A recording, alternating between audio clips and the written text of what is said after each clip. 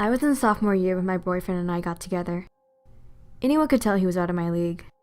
Everyone in our school knew him, and a bunch of girls would gather at the gates just to get a glimpse of him. Meanwhile, I was an average student. I made good grades, but I wasn't near the top 10. I was cute, but not gorgeous. But for some reason, he still chose me. I never doubted his loyalty. And the first 2 months that we started to see each other were amazing. It was like all the romance movies I'd seen, except 10 times better. All my friends said we were just in the honeymoon phase, but I didn't listen. I thought it'd last forever. But then he started to act strange. We used to walk home together all the time, but nowadays he would always stay after school.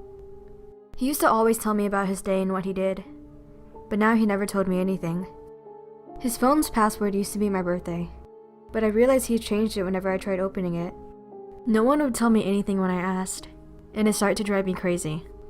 He was definitely hiding something. I was sure of it. Whenever he started to avoid me in the hallways and ignoring my calls, I knew our relationship would probably be over soon. In the end, I stopped reaching out to him altogether, and dreaded the day he would tell me, "We need to talk."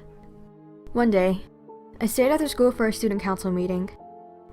I joined because he used to be student president, but he dropped out right after I started. The plan was to decorate the gym for the school's upcoming dance.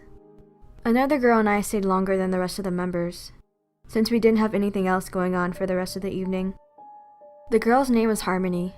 She's someone I'd seen around school a couple of times, but never really interacted with. I don't know if it was because we were the only ones in the gym, or if I kept it bottled up for too long, but I started to confide in this girl about all the issues my boyfriend and I had been having. After listening, she said the only valid answer to the weird things he'd been doing was that he was obviously cheating. I was stunned. It hit me all at once. The thought stayed on my mind for however long I was decorating with Harmony. Now all his weird actions were making sense. Harmony left before I did. By now it was already 8 o'clock and the sun had already set. Once I left, I was greeted by my boyfriend waiting at the school gates. I tried walking faster to avoid him, but he grabbed my hand and said he was going to walk me home. The walk was awkward and silent. Whenever I looked at him, all I could imagine was him with someone else. He seemed to notice I wasn't acting like myself, and asked me what was wrong. Even though I tried hard not to admit it, I lashed out at him and accused him of cheating. All I could tell was his face seemed really shocked, and he tried to convince me I just misunderstood what was really happening. That's when I heard rustling in the trees behind us. I wasn't freaked out, because I thought it was probably a raccoon or something, but that was the most panicked I'd ever seen him. We took off running immediately. I didn't know what he saw that could have made him so scared, but I didn't want to find out. We eventually stopped running after getting tired, and we decided to hide. There was a playground that I remembered was near my house. It was a little creepy at nighttime, but of course that wasn't what I was focused on. At this point I was freaking out, and asking why we ran off.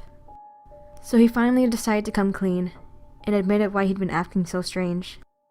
According to him, a stalker had been threatening to kill me if we kept seeing each other. At first he thought they just had a weird crush on him, but then he started to find animal hearts on his doorstep. Those times he stayed after school, he was trying to trace the letters back to the sender. The only lead was that they were in student council, but right now he was sure they were following us. My heart sank as he told me the story. But before I could respond, he put his hand over my mouth, and we heard the sound of someone crawling up the slide. We both looked at each other, then jumped down and sprinted back towards my house. We knew we wouldn't make it sprinting the whole way, since my house was still pretty far away. So we hid behind a tree to try and escape the person following us. Once they ran up, I put my foot out and they tripped. My boyfriend grabbed them, and then I pushed back their hoodie. The person that was chasing us was Harmony. Her face was bruised, and I could tell she was just as out of breath as we were. Harmony gripped onto my shoulders and told me I needed to run as far away as possible. "Your boyfriend isn't a cheater. He's a murderer."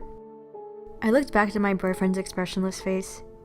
He told me to go home and that he'd take care of her. When Harmony and I made eye contact, there was a pleading look in her eyes. It was almost as if she was begging me not to leave. but I just couldn't stay. Not after she stalked him and threatened to hurt me. So I went home. The next day, I noticed that Harmony wasn't at the student council meeting. However, things seemed to be going back to normal between my boyfriend and I. He invited me over to show me all the hearts that Harmony had sent him as threats. Whenever I looked at the hearts inside the boxes, I knew right away. They weren't animal hearts. They were human hearts.